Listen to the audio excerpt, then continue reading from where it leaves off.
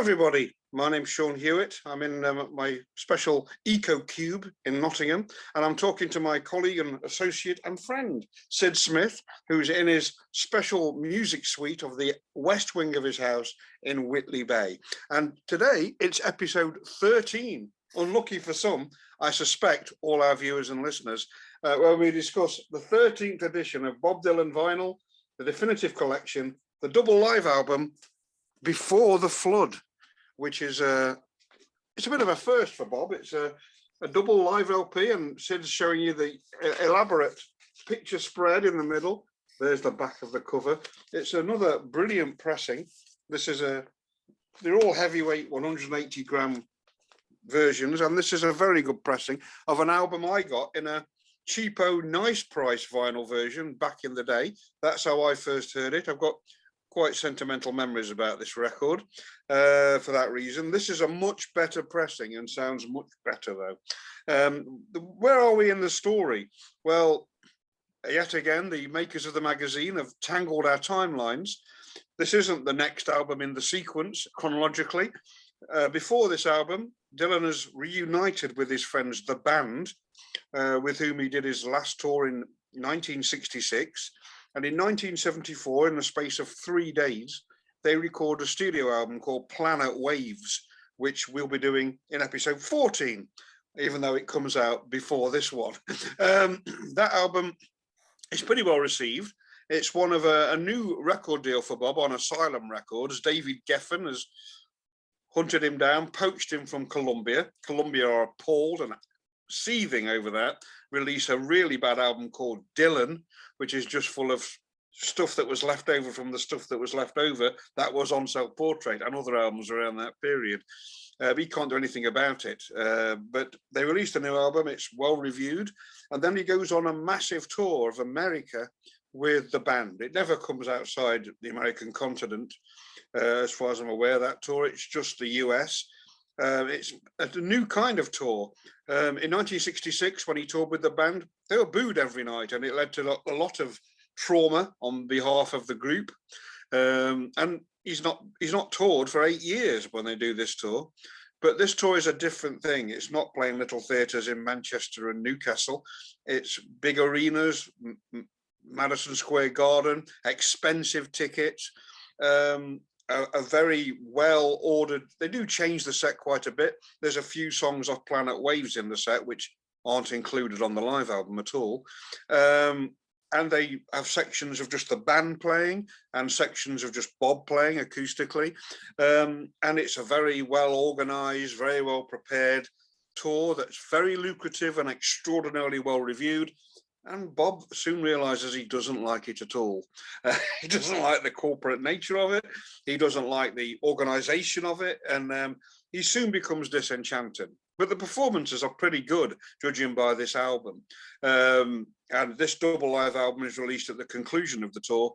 And I think the performances on this album are mainly from Los Angeles, with one from New York. And they're both big arena concerts. The first thing to say is being booed every night in 66 has changed into being cheered to the rafters 8 years later. And it's a completely different world he's playing in. And at this stage, the first cracks are starting to appear in the Dylan marriage. So that's another reason probably he's burying himself into music. We'll do Planet Waves next time, but it's fair to say it's the most convincing record he's made for many years, really, and it's all Bob originals. What did you think of this record, Sid? I've never owned a copy of this before, so you know, this is nice to have. I was aware of this album at the time because a lot of people in the world that I inhabited then, a lot of people had this album. Oh yeah, really. You know, you would see, you know, I mean, there would be people who would be, you know, hardcore Dylan fans, and you'd expect them to have it. But actually, it was one of those albums, you know, when you'd go to the pub and you'd go back, there'd be a bunch of you, and you'd go back to somebody's house, and that you didn't necessarily know that well, and the first thing you'd do is you'd go through their albums, you know. or their books, you know.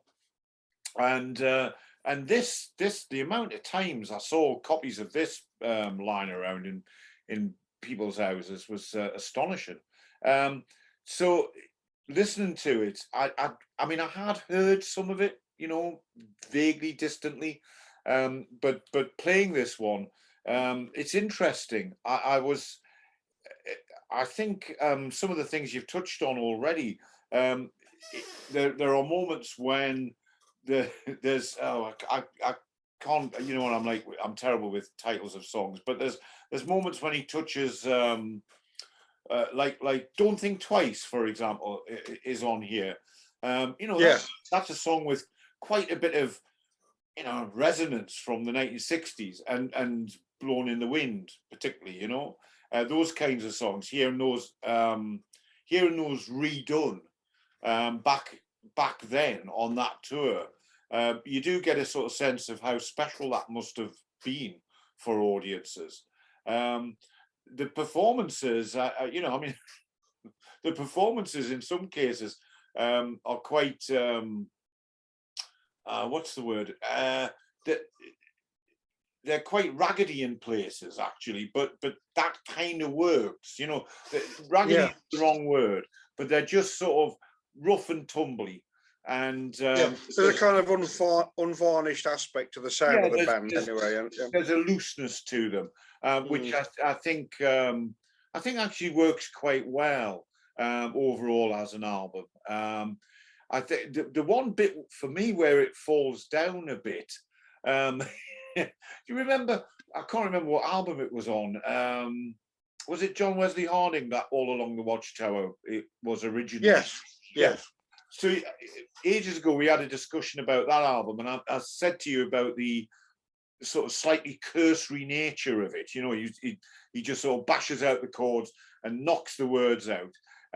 So it was interesting hearing the live version of that song, post Hendrix, as it were, and how some of the elements of Hendrix, primarily that guitar solo, which I assume is Robbie Robertson, but it may not be. It is. You know, sort of like wrangle with the idea of Jimi Hendrix's solos, I think. Definitely. But it has this amazing kind of like, oh, we better stop playing this song now, and they just go bang. Like, there's no climax or drama to it. It just goes, right, let's stop. Yeah, we're bored with that. Bob looks a bit bored now. Yeah. We'll stop. Here's a question for you, as the resident Dylanologist. So when the band are playing their songs, and I'll come to that in a second, perhaps. When the band are playing their songs, where is Bob? Is Bob on the stage? Is he? I'm not 100% sure, and I'm willing to stand correction, but I think he leaves the stage. Okay, right, okay. I think it's like they leave the stage when he comes on with his acoustic guitar. Okay, yeah, fair enough. Yeah, so I think there's sections in the show, aren't there, that he leads. He does on his own, and then there's bits where they play. Because by this stage, 8 years after they last toured, the band are pretty much a big deal. And people will want to hear their songs. They know that. And they do a selection of them every night. So, the thing about, you know, I was saying about finding this album in various people's houses lying around. I mean, the other albums that were around in people's houses back then were several band albums, you know. And I sort of became aware of the band back then through that sort of process of discovery. But there's some great. There's actually, I had a pal who used to think the performances on the band performances of their material, he always sort of thought they were rubbish versions of them. I was listening to this relatively recently, before today, and I was thinking how much I thought, actually, I don't think these are bad. You know, these are good performances. And I do like the selection of band songs on here. I'm quite a fan of the band, and and they work very well for me. Some of the Dylan songs less so, but you know. So basically, the Bob Dylan and the band live album Before the Flood, you like it more when Bob Dylan isn't there. Shall we just nail that point down before we continue? I think this sounds like the band to me. You say your friend was unimpressed with the performances. I think side 2, which is entirely the band, is actually fantastic. Yeah, I think it's Up on Cripple Creek, I Shall Be Released, which of course is a Bob song. Yeah, but the Night They Drove Old Dixie Down and Stage Fright in particular are fantastic versions. I mean, they sing them really well. Yeah, Stage Fright's really good. It's a great song. And you know, the Wait when they, on side 3 when they come back and do 3 more. I think the Wait's a great performance. I think, you know, so actually, I think the band make a pretty good fist of it, and they make a good showing of themselves on this record. I do disagree with your friend there. Yeah. Ironically, one of my favourite performances on this album is Bob on his own. It's All Right, Ma, I'm Only Bleeding. I think he does a fantastic version of that, and it's one of the best versions of it I've ever heard. And when I had it in the old days, that's the track I used to play the most. Yeah, that's dead interesting, because I think you're right about that. There is a kind of a there's a definite edge in that. Definitely, yeah. There's something animating him in that song. Yeah. There's something about the words that's getting him going, you know. So right. I mean, I wouldn't know about the words, but the overall tone and shape of the song, and the performance. No, I think it's a great version. On some of the other songs where it's like got a full backing and they're going. One of the songs, Like a Rolling Stone, you know, it's okay, but I know what you mean. But there's something that Bob does with the vocals on this, which is they're sort of widened and amplified, and so it becomes from that thin nasally sneer, it becomes into this sort of like, you know, this sort of telegraphed picture of just this splurging out of the words, and I guess that's something to do with the scale of the concerts, perhaps. You know, I think it is.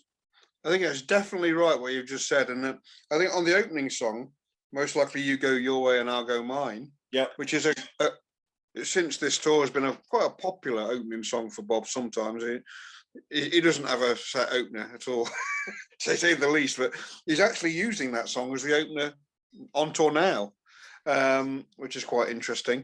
I think it's a tremendous version, but you can tell how he's shouting the song really in this massive arena, and it works for that song. It doesn't work for all the songs. No, you know, I think basically the versions are very good. I think there's some very weird, either Richard Manuel or Garth Hudson, somebody will correct me, use some very weird synthesizer sounding keyboard on Ballad of a Thin Man. I thought, what the hell's happening now? Is Eddie Jobson there? I mean, that doesn't fit at all. Yes. Whereas Bob's playing the piano, that always fits. And you'd think they'd have like an organic organ or something there, wouldn't you? So there's a couple of songs. There's a couple of songs where that, I don't know what kind of synth it is that Hudson's using, but it's wildly inappropriate sound. Everybody else has got one of these. I think I ought to have one. Yeah. So I'll use it on this song. Yeah, it'll be fine. I think that never happens again in any subsequent Bob version of that song. It's probably one of banning on synthesizers. I think sometimes in bands, you know, like, you know, musicians get gear and you know, there's a sound that they discover, and for a moment, you know, those sounds become kind of omnipresent because they're really enjoying the feel of it, or the place it takes the music, and sometimes that works, you know.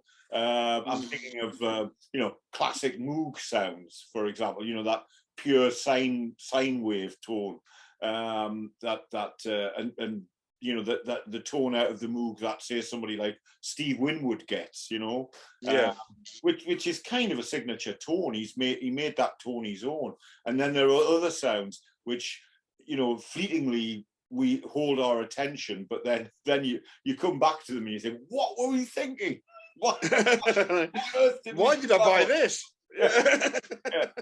What was the so this tour was, as you said in your introduction, this was obviously a big deal. This was Bob back. I mean, I know Planet Waves had already been out, but live, this was Bob back on the stage.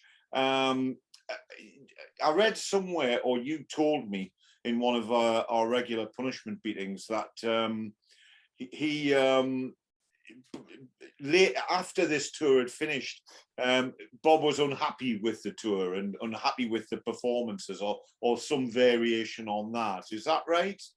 He didn't like the setup of the tour. He didn't like the fact they were playing these massive places. He didn't like the fact it was also money driven. So the next time he tours, which is 2 years later, when he's got the album Desire out, that's the Rolling Thunder tour. Yeah. And that's like the polar opposite of this.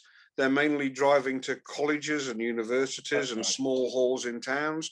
And they've got this incredible cast of thousands, Joni Mitchell and Roger McGuinn and Joan Baez. And they're just turning up with very short notice. The posters are going up. Bob's driving the bus.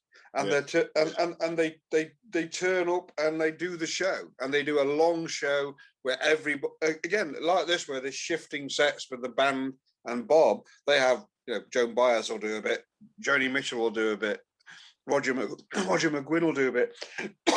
The backing band will back various singers, and that seems to suit him a lot more. He seems to really enjoy that. That's the tour celebrated in the recent Martin Scorsese Netflix production, you know. Yeah. And there's a 14-disc box set of that been released to go with that Martin Scorsese, and that is a very exciting box set. It's the performances, particularly.